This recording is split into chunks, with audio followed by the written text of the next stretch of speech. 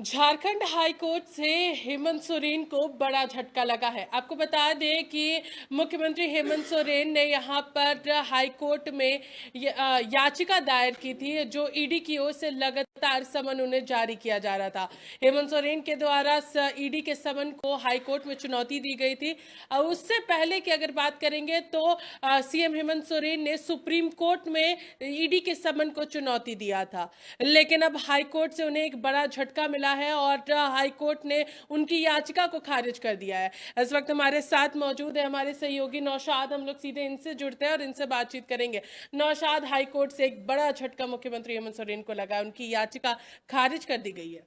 जी, कह सकते हैं कि सीएम जिस तरह से उम्मीद रखे थे कोर्ट पे, लेकिन कोर्ट ने उनकी उम्मीदों पर पानी फेरते हुए उनकी जो याचिका थी वो खारिज कर दी। अब मुख्यमंत्री को कहीं ना कहीं ईडी के दफ्तर में जाना होगा, ईडी के अधिकारियों का सामना करना होगा और ईडी जो सवाल उनसे पूछेगी उस सवाल का जवाब देना होगा। आपने देखा कि कोर्ट ने क्यों खारिज किया। कोर्ट ने कहा कि जिस तरह से मुख्यमंत्री हेमंत सोरेन को ईडी ने लगातार 5 सम्मन भेजा और मुख्यमंत्री हेमंत सोरेन ने एक भी सम्मन में ईडी के समक्ष पेश नहीं हुए, तो निश्चित तौर पर कह सकते हैं ईडी का अधिकारी और कोर्ट को लगता है कि मुख्यमंत्री हेमंत सोरेन ने कहीं ना कहीं कोर्ट और ईडी के जो संबंध था उसे अवहेलना किया। इसी को देखते हुए कोर्ट ने इस तरह का फैसला लिया। अब निश्चित तौर पर कह सकते हैं कि आने वाले समय में मुख्यमंत्री हेमंत सोरेन को ईडी कार्यालय जाना होगा और कह सकते हैं कि जमीन घोटाला का मामला रांची में जिस तरह से छाया रहा और आपने देखा कि इसमें पूर्व डीसी छवि रंजन भी कोर्ट के ईडी के रडार पर थे और अब उन्हें होटवार जेल में समय बिता रहे हैं। तो निश्चित तौर पे कह सकते हैं कि मुख्यमंत्री के लिए काफ़ी कठिन समय आने वाला है, क्योंकि हमने अधिवक्ताओं से बात की, हमने कानूनी वेदों से बात की, कानून जानकारों से बात की। उन्होंने कहा कि जिस तरह से मुख्यमंत्री हेमंत सोरेन ने ईडी की सम्मान का अवहेलना की है, इसे कोर्ट ने फटकार लगाते हुए इनकी याचिका को खारिज कर दिया। कह सकते हैं दूसरी बात हम ये भी कह सकते हैं कि ना ईडी का अधिकारी ना ईडी के तरफ से मुख्यमंत्री हेमंत सोरेन को किसी तरह का कोई मामला दर्ज नहीं किया गया है। ये बड़ी राहत की बात है, लेकिन ईडी ने मुख्यमंत्री हेमंत सोरेन को पूछताछ के लिए बुलाया जा रहा था। मुख्यमंत्री हेमंत सोरेन उसके लगातार अनदेखी कर रहे थे। अपनी याचिका में मुख्यमंत्री हेमंत सोरेन ने ये कहा था कि ना तो मेरे ऊपर ईडी की ओर से कोई भी प्राथमिकी दर्ज की गई है और ना ही मेरे ऊपर कोई भी आपराधिक मामला है, तो ईडी आखिर मुझे क्यों बुला रही है, ये सबसे पहले वो स्पष्ट करे। उनका साफ तौर पर याचिका में ये कहना था कि आखिर ईडी मुझे गवाह के रूप में बुला रही है या फिर अपराधी के रूप में बुला रही है, इससे सबसे पहले वो स्पष्ट करे। और इसको लेकर के हाईकोर्ट की ओर से सबसे पहले 11 अक्टूबर को इस पर सुनवाई हुई, लेकिन उसके बाद फिर जो अगली तारीख दी गई थी वो 13 अक्टूबर की थी, यानी आज का दिन। और आज के दिन उन्हें यहाँ पर हाई कोर्ट से एक बड़ा झटका मिला है। ईडी ने उनके अधिवक्ता जो थे उन्होंने अपनी बातों को रखा। सुनवाई के दौरान उन्होंने कहा कि मुख्यमंत्री हेमंत सोरेन ने पहले ही समन का उल्लंघन किया है, उन्हें जितनी बार बुलाया गया वो नहीं आए, तो ये किसी भी तरीके से सही नहीं था। देखिए, मुख्यमंत्री को तो पहले सम्मान में ही चले जाना चाहिए था, लेकिन उन्होंने सम्मान का अवहेलना करते हुए लगातार अपने सचिवालय के कर्मियों के द्वारा ईडी को पत्र भेज रहे थे और अपनी जो व्यवस्था था उनका जो लगातार सरकारी काम में लगातार बिजी थे। तो कहीं ना कहीं लगता था कि मुख्यमंत्री हेमंत सोरेन के अगर हम ईडी कार्यालय जाएंगे तो अधिकारी उनसे पूछताछ करेगी, गिरफ्तार कर लिए, डर रहता है सभी को। जबकि राज्य का सीएम है, ईडी का अधिकारी ऐसे ही नहीं गिरफ्तार कर सकते, क्योंकि गिरफ्तार करने से पहले गवर्नर का अनुमति लेना होता है। तो मुख्यमंत्री को ये पहले ही समझ लेना चाहिए। उनके जो सलाहकार हैं जो महाधिवक्ता से वो राय ले रहे थे लगातार, लेकिन इन चीज़ों को मुख्यमंत्री हेमंत सोरेन ने दरकिनार करते हुए आपने देखा था कि तीसरे संबंध में मुख्यमंत्री हेमंत सोरेन ने सुप्रीम कोर्ट का दरवाजा खटखटाया था। लेकिन सुप्रीम कोर्ट में जब इसका हियरिंग हुई, कोर्ट ने इसे खारिज करते हुए कहा कि निचली अदालत यानी हाई कोर्ट में आप जाएं और हाई कोर्ट में इसका मामला को देख रेख होगा। उसके बाद भी मुख्यमंत्री हेमंत सोरेन के बाद सम्मन भेजा गया था ईडी के अधिकारियों द्वारा, लेकिन मुख्यमंत्री उसे भी दरकिनार करते हुए एक बार फिर हाईकोर्ट का दरवाजा खटखटाए। और अब जो मामला सामने आया है, जिस तरह से मुख्यमंत्री हेमंत सोरेन का जो याचिका था खारिज कर दिया गया हाईकोर्ट की तरफ से भी, तो निश्चित तौर पर लगता है कि अब मुख्यमंत्री को मजबूरन ईडी का दरवाजा भी खटखटाना होगा। अगर बात करेंगे यहाँ पर तो जो लास्ट 5वीं जो समन जारी की गई थी और उन्हें बुलाया गया था, उस दौरान भी सीएम सचिवालय से एक कर्मी आता है, लेटर देता है और उस लेटर में साफ तौर पर रहता है कि अभी मेरा मामला हाई कोर्ट में लंबित है। और हाई कोर्ट के फैसले के बाद ही जो भी कार्रवाई होगी उस पर वो सहयोग कर सकते हैं। तो अब तो हाई कोर्ट से सारी चीजें साफ हो गई हैं, तो यानी माना जा सकता है कि अगर ईडी की ओर से छठा समन जारी किया जाता है तब मुख्यमंत्री बाध्य होंगे ईडी कार्यालय जाने के लिए।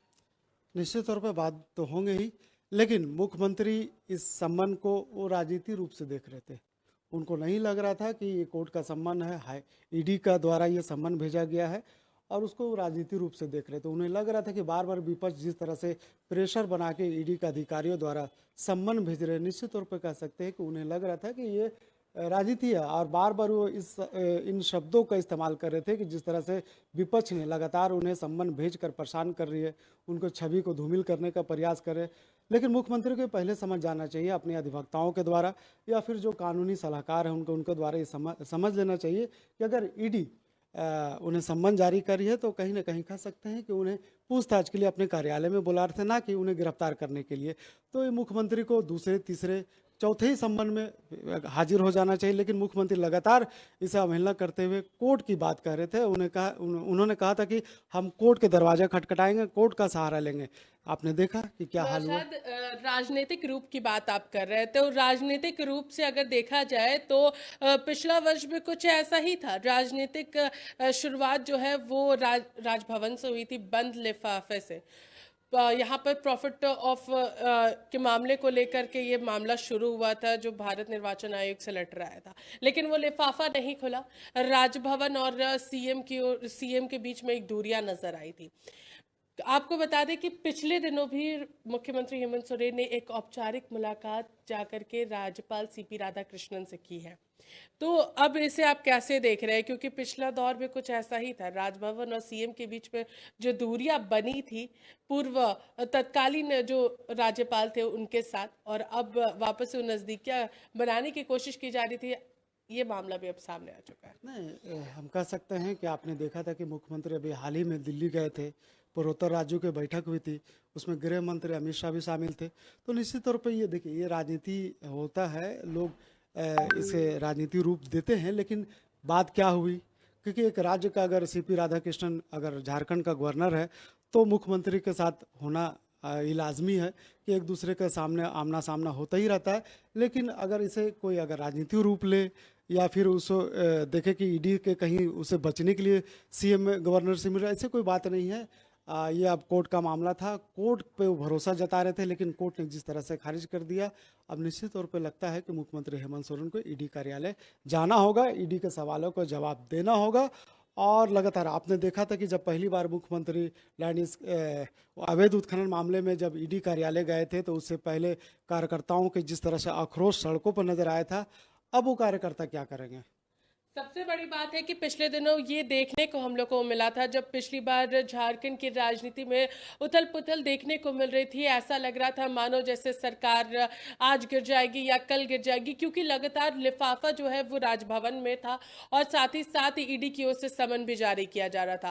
पहले भी सबसे पहले आईएएस पूजा सिंघल के आवास पर छापेमारी हुई, वहां से नगद बरामद हुए, उसके बाद लगातार कार्रवाई जो है वो आगे बढ़ती चली गई और ये मनरेगा घोटाले से शुरू हुआ था और उसके बाद फिर धीरे धीरे कर अवैध खनन मामले तक ये मामला पहुंचा और इस पूरे मामले में मुख्यमंत्री हेमंत सोरेन से भी पूछताछ हुई।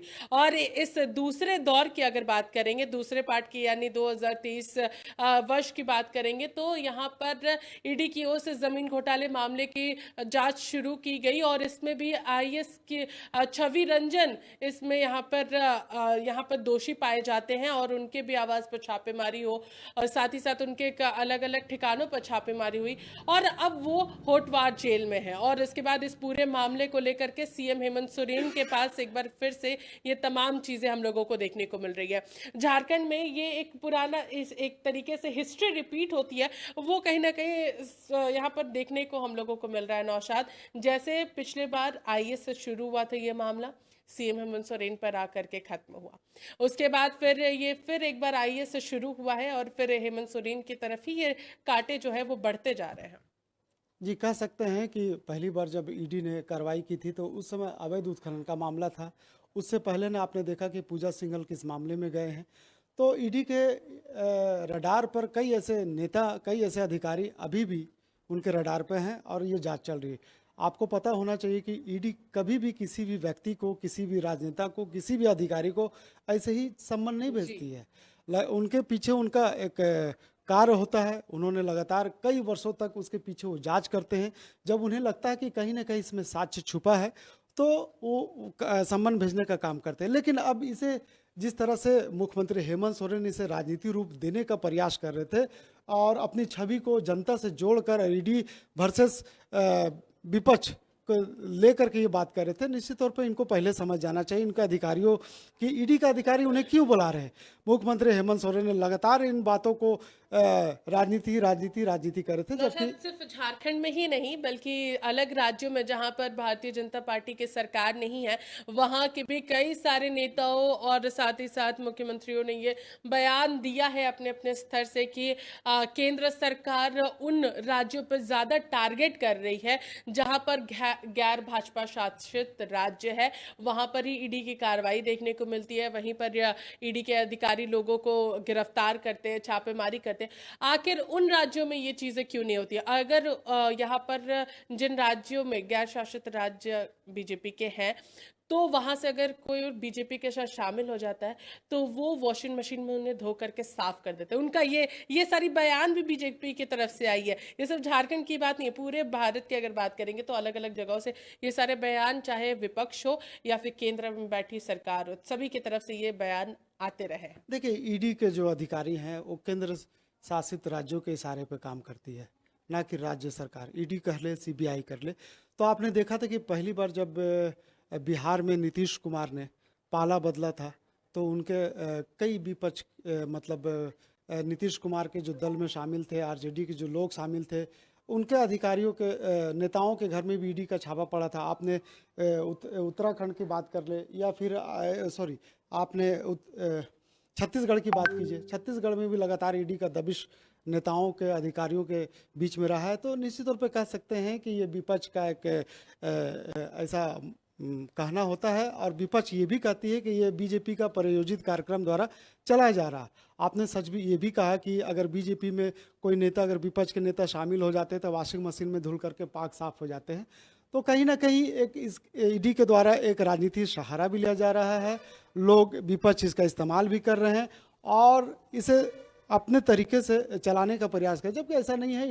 ईडी जब भी किसी राजनेता को सम्मन भेजती है तो उसमें कहीं ना कहीं राज छिपा होता है। आपने देखा कि लैंड स्कैम जिस तरह से रांची में चर्चा का विषय रहा है, सेना का जमीन का घोटाला हुआ और वैसे जमीन भी इसमें शामिल था जो 25 वर्षों से उनका लगान नहीं काटा गया था। अचानक एक सप्ते में पेपर बदलता है, लगान काटा जाता है और फिर जमीन किसी दूसरे का हो जाता है। तो लगातार इस तरह से कई मामले सामने आते रहे। आज यहाँ तक सीओ भी आपने देखा कि पूर्व डीसी छवि रंजन के जो सीओ थे उन्होंने ईडी के दफ्तर में जाकर के फाइलों को भेजा। तो कह सकते हैं कि ईडी लगातार जिस तरह से मुख्यमंत्री हेमंत सोरेन को सम्मन भेज रही थी, मुख्यमंत्री हेमंत सोरेन को समझ जाना चाहिए और ईडी कार्यालय में, ईडी दफ्तर में जाना चाहिए, उनके अधिकारियों का जवाब देना चाहिए और जवाब देने के बाद क्या कुछ हो जाए। आपने देखा कि पहली बार जब मुख्यमंत्री हेमंत सोरेन 9:30 से 10 घंटा ईडी कार्यालय में जब पूछताछ हुई थी तो क्या ईडी के अधिकारी उन्हें गिरफ्तार कर लिया था? नहीं किया था। तो हो सकता था कि जब वो सम्मन भेजे थे, बुला रहे थे, उनको चले जाना चाहिए, फिर हो सकता है कि पूछताछ करके उन्हें छोड़ देते। देखिए, तो बहुत सारी बातें जो है वो अभी भी यहाँ पर सवाल बन के रहेगी कि आखिर अगला जो समन है वो जारी किया जाता है या नहीं। लेकिन जिस तरीके से ईडी के सूत्रों की माने तो ईडी के पास कई सारे साक्ष्य मौजूद है मुख्यमंत्री हेमंत सोरेन के खिलाफ में, जो कि उनके परिवार और उनसे जुड़े हुए हैं, जो कि जमीन के हैं और उनकी ओर से उनके परिवार के लोगों के द्वारा खरीदे गए हैं, जिसको लेकर के ईडी लगातार जांच कर रही है। अब देखना यह है कि आखिर मुख्यमंत्री हेमंत सोरेन का अगला कदम क्या होगा और ईडी का सम्मन किस तरीके से आता है और उसका जवाब वो कैसे देते हैं। फिलहाल हमारे साथ इतना ही। देखते रहिए लाइव इंडिया हर पल। नमस्कार।